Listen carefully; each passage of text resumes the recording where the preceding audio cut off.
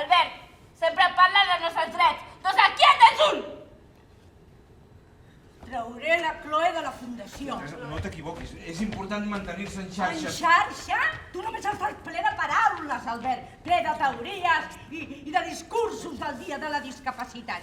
Però tu no has tingut a la Chloe a casa dia sí i dia també. Tu només has de gestionar els torns dels teus educadors. El que Albert vol dir és que el que la Chloe Mira, noia, necessita és... jo respecto molt la teva feina i la dels teus companys, però jo he posat a la Chloe sola des que tenia 2 anys, que el seu pare va marxar, perquè va dir que això no era el que ella esperava. Evidentment, no era el que esperàvem.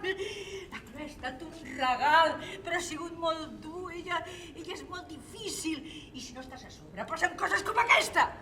Que vosaltres la veieu als tallers, les activitats, però ella no ho pot fer tot, no ho pot fer tot, jo ho sé.